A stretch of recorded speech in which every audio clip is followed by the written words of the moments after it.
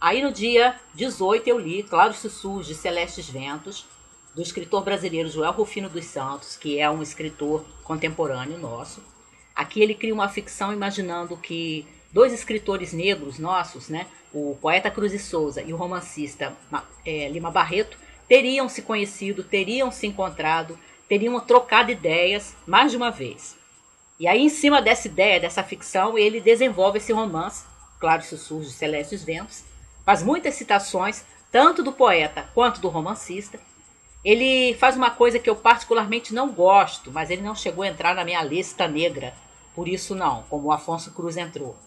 De pegar personagens desses dois escritores, do poeta e do romancista, e acompanhá-los, né, como se fossem pessoas reais dentro da história.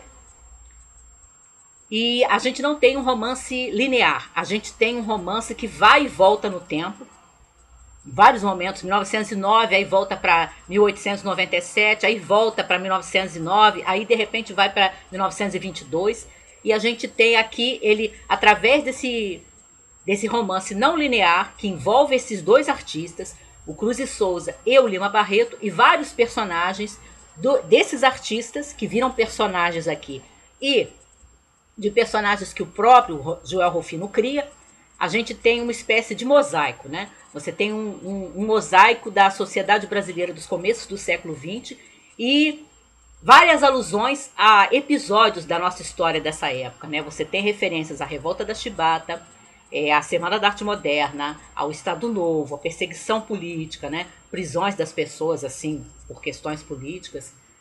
E deve ter outras coisas que nesse momento eu não estou lembrando, mas que são referidas aqui, são comentadas ou que são palco para alguns dos personagens se movimentarem. Mas não é um romance exaustivo, são 180 páginas. E esse acho que foi o problema. É um romance bom para você ler no mês da leitura mágica, só que em 24 horas, ler 180 páginas em que você tem um romance não linear, com muitos personagens, e que o tempo vai e volta, eu acho que, nesse sentido, o Joel Rufino não fez tudo o que poderia fazer com uma ideia tão boa. Porque aí você tem esse fundo o tempo todo da condição do negro, né, no Brasil, desses começos do século XX. E ele mostra, ele é bastante atento para fazer isso, mostra como a atitude do próprio negro nessa época não é plana, não é a mesma. A posição do Cruz e Souza e do próprio Lima Barreto, por exemplo, eram bem distintas. E ele vai mostrar em outros personagens aqui.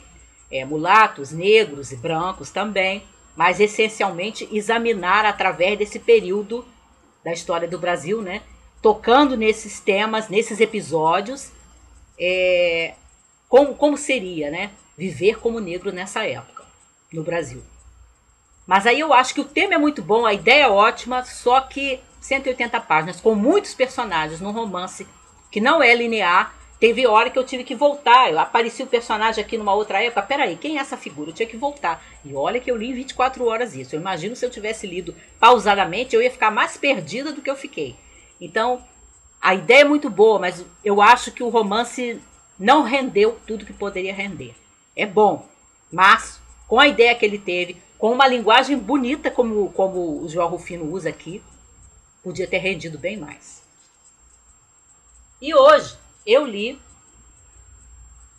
o escritor russo Leonid Andreyev, que eu nunca havia lido, Judas Iscariotes e Outras Histórias.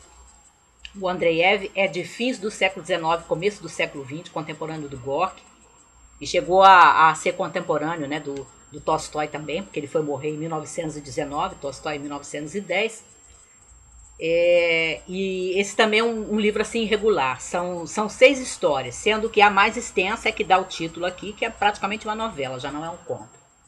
E o meu problema com a novela, com o Judas Iscariotes, é que você vê que o autor leu o Novo Testamento, sim, mas que ele escolheu todos aqueles elementos e ignorou outros elementos que vão dar uma visão depressiva, uma visão sem transcendência, uma visão amarga, desesperançada sobre o Evangelho. Isso não é o Evangelho, né? Provavelmente porque o próprio autor não tem nenhuma crença. Só que a mim incomodou pelo fato dele ter escolhido, né, dentro dos textos, do Novo Testamento apenas aquilo que poderia servir a essa sua visão e ignorar completamente outros elementos, né? Mas é bem escrito, não é mal escrito não, é bem escrito. E tem três contos que eu realmente gostei. Um é o Valia, que é um conto sobre um garotinho que fica entre duas casas e duas mães. E isso me lembrou, nas histórias em que a criança é o personagem principal, algumas obras do Henry James, porque você vê o Valia também, a certa altura, assumir um peso de responsabilidade que ele, como criança, não deveria assumir, né? Isso acontece muito no Henry James, com as crianças do James. Eu gostei também de O Nada, que para mim parece uma mistura de A Igreja do Diabo, do Machado de Assis, Inferno Nacional, do Stanislau Ponte Preta e A Morte de Van Lith, do Tolstói. Porque você tem, logo no princípio, aquele tom que lembra Ivan Lith, do Tolstói, né, do homem que está morrendo, sabe que está morrendo, e que começa a olhar para a sua vida, o que ele fez, o que ele não fez. Parece que vai assumir esse tom, mas aí começa a entrar um tom mais irônico, que lembra muito Machado de Assis, me lembrou muito. E mostrar, inclusive, essas figuras do além, né, da nossa passagem para a morte, para uma outra vida, funcionando como se fosse figuras da burocracia, né, funcionalismo público, porque o diabo que vai falar com o personagem desse conto, o Nada, e vai mostrar a ele que ele tem duas alternativas só. Ele tem que escolher entre o nada, ou seja, aniquilação total, ou viver eternamente no inferno, né? E a atitude desse diabo que vai falar com o protagonista de O Nada, ela lembra muito um funcionário público, né? Ele tá ali, parece que ele tá aborrecido de fazer aquele trabalho, e ele tem aquelas coisas que ele tem que, né, falar, e ele apresenta os contratos pro sujeito assinar quando ele tem que escolher, né?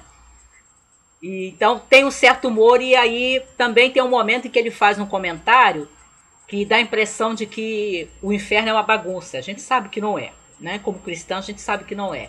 Mas aí isso me lembrou o Inferno Nacional do Stanislau Ponte Preta, né?